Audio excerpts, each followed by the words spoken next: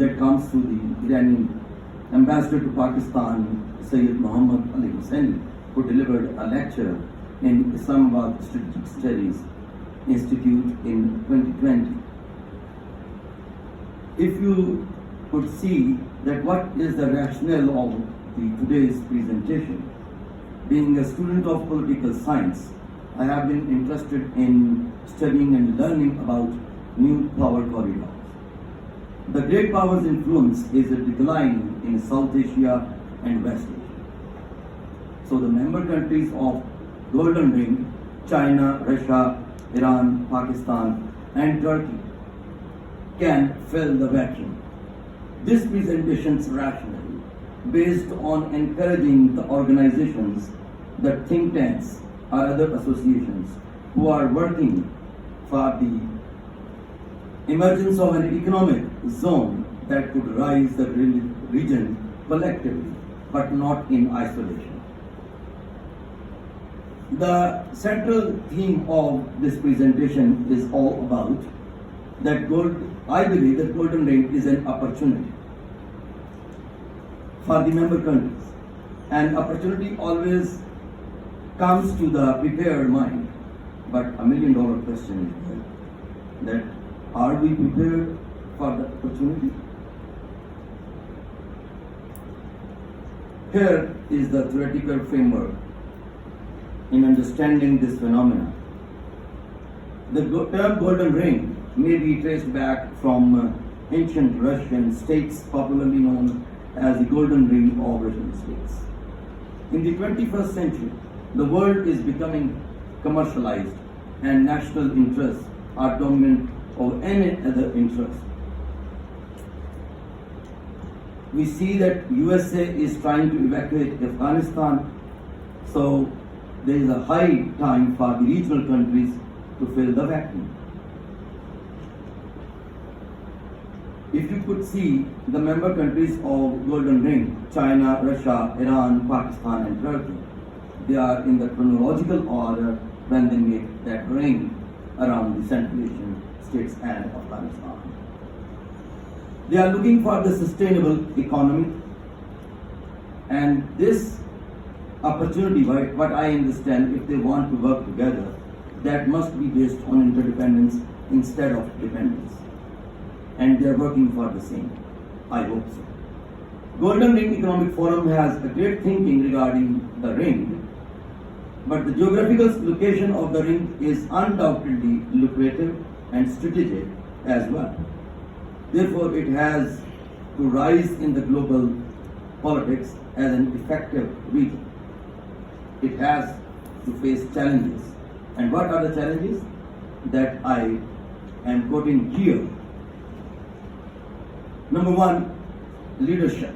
Undoubtedly, leadership, especially in the member countries, I would consider Putin, Erdogan, and Imran Khan as very much sincere towards the national interests of their countries. But question is, who is the next after them? Are they preparing any leader for future protection of our national interests are the concerned member countries? But I understand the leadership has to understand that they have to exploit the system capabilities which are always existing in each and every political system. These observable system capabilities are named as extractive, regulative, distributive. These are the input system capabilities, and two output capabilities named as symbolic and responsive capabilities. If the leadership is going to exploit these system capabilities efficiently, then that system can cope with the international system, as we cannot live in isolation. So we have to be proactive in understanding the significance of leadership qualities and its, I would say, that proactive character. The next challenge we have to see in the role of international financial institutions and financial action task force. Who will liberate the victims from these Western evils? Although it's a very unceremonious word, evils, but less ceremonious when anyone called Muslims and Islam as radical or extremists. But I understand that if these challenges have to be faced successfully, effective team of policy making and that team could ensure the implementation of that policy that is required. Although all member countries are in a good shape to form a golden ring, an efficient ring, yet there are the golden rings initiatives as per draft concept paper. I am copying and referring those initiatives. Shared economic recovery joint venture by members, energy security through regional energy grid network, national economic security through economic investment of Golden Ring members in Pakistan, establishment of joint media association of Golden Ring countries, trade security by establishing joint barter chamber and trade company, agricultural and food security, development of joint advanced research and development facilities in engineering, science and technology. But I understand that they are ignoring the social sciences, which is a key to success for attaining all these initiatives and objectives. Establishment of Joint Counter-Terrorism and Strategic Cooperation Council. Now, I am going to involve you in operational framework to understand it deeply. Quoting it from Dhaka Tribune news piece, that how Pakistan, Turkey, Iran are making that access, and they have a cargo train service to boost economic ties between members. From Turkey and Pakistan via Iran, there is a railway track that covers 6,500 kilometers, covering 1950 kilometers in Turkey, 2,600 kilometers in Iran, and 1990 kilometers in Pakistan. And there is also another proposal to build an energy corridor between Pakistan, China, Iran, Turkey. That is significant to realize the energy strategic objectives of the member states. And Pakistan has already concluded to seek a regional solution with the help of Russia and China in the matters of Afghanistan. Turkey, Iran, Pakistan access trying to gain power in the prevailing circumstances. It needs proactive attitude in exploiting system capabilities that I have mentioned. Here is the way forward and consolidation of my presentation. But I understand that if we want to attain our objectives, regarding Golden Ring, needed pragmatism instead of living in expectations.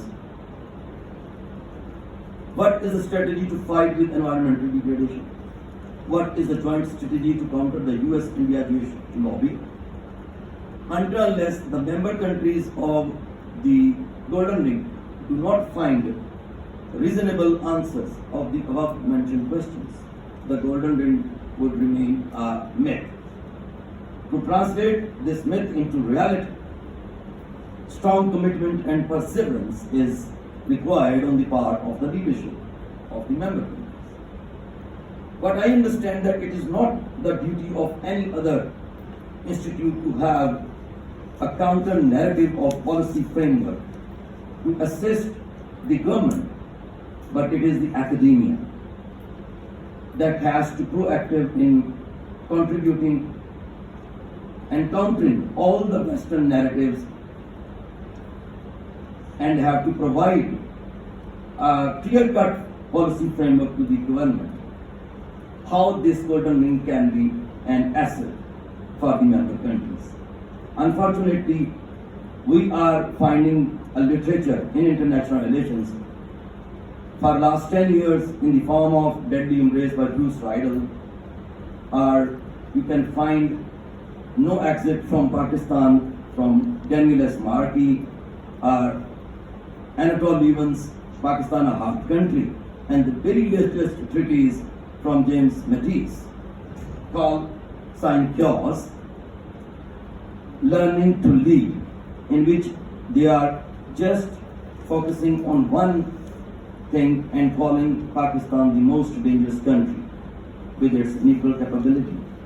So if they believe, we believe that our nuclear capability may be a deterrent, but I understand it has been becoming an irritant. Why? Because our academia is not writing any counter narrative of the literature that I earlier mentioned.